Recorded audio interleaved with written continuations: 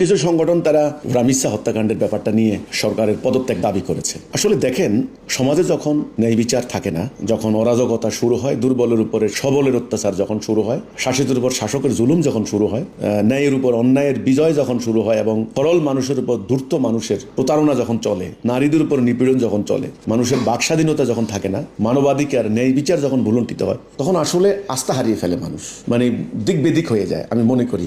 দেখেন না, 16 বছর একটা সরকার ক্ষমতায় ছিলেন, উন্নয়ন আর উন্নয়ন, উন্নয়নের গল্প, উন্নয়ন, অনেক উন্নয়ন হয়েছে, ভালো কথা, অনেক উন্নয়ন হয়েছে, কিন্তু হত্যা, গুম, মানবাধিকার লঙ্ঘন ইত্যাদি বিস্তর অভিযোগ, হাজার মানুষ জীবন দিয়ে সরকারের পতন ঘটিয়ে আরেকটা সরকার আনলো, সেটার নাম দেওয়া হলো ইন্টারিম। সবচাইতে বুদ্ধিজীবী, জ্ঞানী, ইন্টারন্যাশনালি পরিচিত নোবেল লরিয়েট, খুব ওনাদেরকে আনা হলো। দেখেন, 18 মাস এমন অরাজকতার মধ্য দিয়ে বাংলাদেশ গিয়েছে, প্রতিটা দিন মব আতঙ্কে ভয়ে মানুষ ঘুমাতে পারে নাই, ব্যবসায়ীরা বেরোতে পারতো না রাস্তাঘাটে, মানুষ বেরোতে পারতো না, ছিনতাই, চুরি, ডাকাতি, অত্যাচারে, ধর্ম ব্যবসায়ীদের তাণ্ডবে। মানুষ মনে করছে যে আল্লাহ, একটা নির্বাচন হলে আমাদের বোধহয় মুক্তি হবে, আল্লাহ কবে নির্বাচন হবে, কবে ইলেকশন হবে।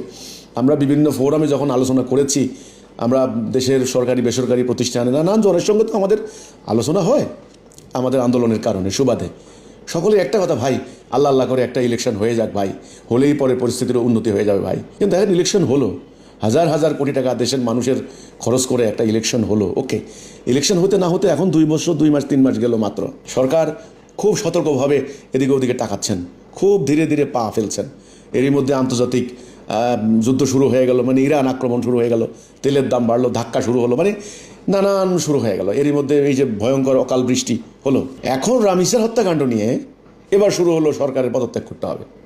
তো ভাই, কাকে বসাবে, কাকে আনবে, কাকে আনবে, কাকে বসাবে? আমি বলি কি, সরকারের পদত্যাগ করা মূল সমাধান নয়, মূল সমাধান নয়।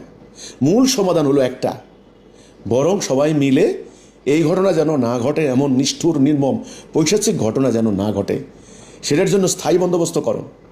আসল জায়গায় আসো, সেটা হলো এই আল্লাহর দেওয়া জীবন বিধান, আল্লাহর দেওয়া আইন, আল্লাহর দেওয়া সিস্টেম, মানে দিনুল হক, এই সিস্টেমটাকে কায়েম করো, যেটা আমরা বলছি। এটার জন্য সবাই আন্দোলন করো, এটার জন্য সবাই মিছিল করো, এটার জন্য সবাই বিক্ষোভ করো, তবে শান্তি কায়েম হবে ইনশাআল্লাহ, আমি গ্যারেন্টি দিয়ে বলতে পারি। রামিসার যে হত্যাকাণ্ডটা ঘটলো খুব নিষ্ঠুর, নির্মম, ঠিক আছে, এবং এই হত্যাকাণ্ডের হবে, মানে এই নিষ্ঠুর হত্যাকাণ্ডের যে লোকটা স্বীকারোক্তি দিয়েছে, ওর কিন্তু বিচার হবে। আমার মনে হয় ও হবে, ওর ফাঁসি হয়ে যাবে একেবারে, আমি বলতে পারি নিশ্চিত, কারণ এটা যেভাবে মানে প্রতিবাদ করছে আর নিজে সে স্বীকারোক্তি দিয়েছে, ও পালানোর কোনো সুযোগ নাই। কিন্তু অন্য রামিসাদের কী হবে? আরও হাজারো মায়ের, এই যে মেয়েরা তাদের কন্যাদেরকে নিয়ে আতঙ্কে আছে, ভয় আছে, তাদের নিরাপত্তার কী হবে? মাদ্রাসা শিশু বলৎকার হচ্ছে, ওটার কী হবে? আমার বক্তব্য যে একটা ঘটনা ঘটলেই এই সরকারের পতন চাই, পদত্যাগ করতে হবে, প্রধানমন্ত্রী পদত্যাগ করতে হবে, এগুলি না করে বরং আসেন সমগ্র সিস্টেমটাকে আমরা বাদ দিই, উপড়ে ফেলি, তবে ইনশাল্লাহ সমাধান হবে। এছাড়া আমি মনে করি না। কালকে একটা ঘটনা ঘটবে, ধরেন কালকে একটা ঘটনা ঘটবে, তখন আবার বলবেন স্বরাষ্ট্রমন্ত্রী পদত্যাগ চাই। পরশু একটা ঘটনা ঘটবে, তখন বলবেন পররাষ্ট্রমন্ত্রী পদত্যাগ চাই। এটা তো কোনো সমাধান হলো না। তাইলে পদত্যাগ করে আপনার কাকে আনবেন? সবাই তো একই নায়ের, মাঝে মাঝে যে যায় লঙ্কা সে হয় রাবণ, কথাটা বলে না?